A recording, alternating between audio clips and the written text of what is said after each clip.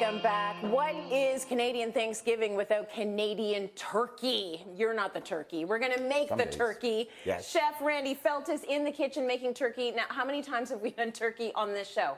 Oh, we do it a lot because you can't think about Thanksgiving without thinking about turkey. That's right. It's just the way it's got to be. Now you can have other things to fortify it, but you got to have the bird. You got to have the Canadian turkey. You have deep fried it. You have baked it. You have done all of the things to the turkey. What are we doing today? So it's such a versatile bird. You can do all those kind of things. Yeah. You can throw it on the grill. You can smoke it. But I'm all about the space when it comes to Thanksgiving. Okay. So I want to break it down and I want to save fridge space, and I also want to cook it a little bit faster. You don't need to cook it for 9 hours. You don't need to be intimidated. So here's the hack. Okay. Call your butcher and ask them to break down your turkey.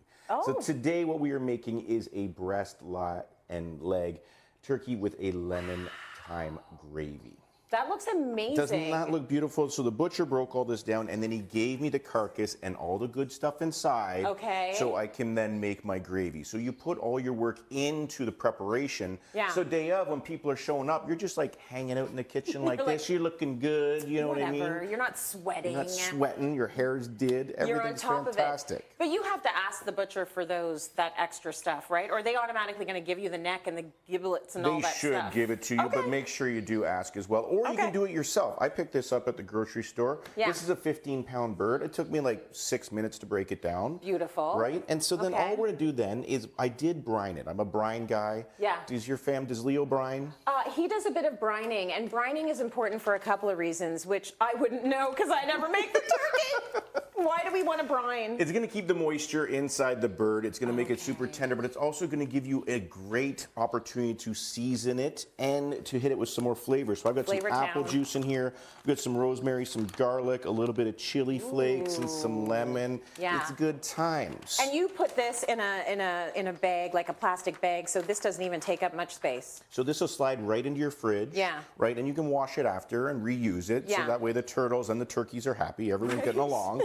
But it doesn't take up all that huge fridge space. That's right. So if you can brine it for a minimum of 2 hours, but a maximum of 24. Okay, all right. Okay. So it's in the brine. It's in there, loving its life. It's marinating. It's marinating. You take it out, and what's our next step? Butter. Butter.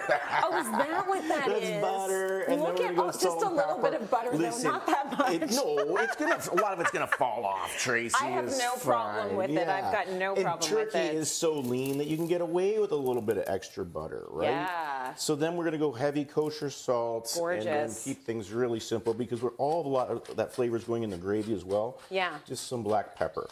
So are you ready for this? I'm ready for it. And you know what, I'm already excited about this because there's something about doing the whole bird. There's so many question marks in terms of, is it ready? Yes. Now we're going to have to carve the whole thing.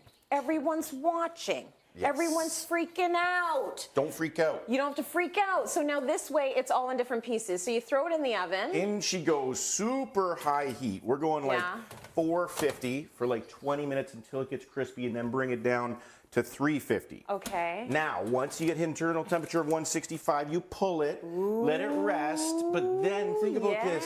All your guests are coming over. You pull this out of the oven. Beautiful. Your gravy's already done. Yeah. And it's this simple. That looks beautiful, right? So you still have the whole presentation aspect of it. Oh my gosh, that looks good. It's still steaming a little bit. It's kind of like, but here's where all your hard work pays off. Yeah. Because in my house when I was a kid, the turkey would come out whole. Yeah. And all the ants would be in the kitchen, and it was like, man, they were hitting each other. They don't know, like, how do we get the gravy? Are we going cornstarch? Are we going flour? And then who's going to carve it? Like, you don't know who's going to carve it. And all the guys are a little nervous. They're like, we don't want to get in there. This is like so easy because it's boneless. We did keep the bones in the leg. But basically what we can do now is we just take this breast and we just carve. And now you carve it up. No one's sweating. It's okay. You take your time. But I just want to show you, just like, look at that. Oh. I mean, if we're talking like healthy, lean proteins, you're going to get that with Canadian turkey, and that's why we love it. You can do so many things with it, but I can just tell that's full of flavor. I just need you to. I just need you to. Because I'm gonna try it, even without gravy. I don't need no gravy. I was kind of hoping you'd just pick up the whole piece. I could have cut it a little bit smaller. I'm trying to be a lady here. You went right for the skin too. I did. I like that. We gotta have the skin.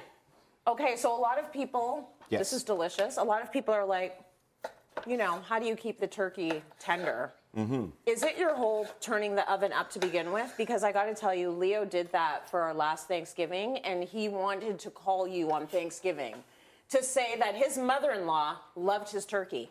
It was the Randy Feltis recipe. You're welcome.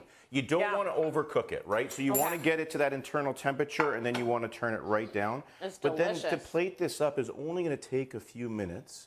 Right, and I like to go a little bit thicker too because, you know, I call it fork tender. You just get the fork and it goes right through. But now the best part is the gravy was made the day before because you had all the bones and you did your stock and roasted it off. Yeah. And then you have the opportunity to get the right consistency and the right seasoning. And I mean, like, you can do this two ways. You're going to put, like, you're good. I don't even know if I could hold that.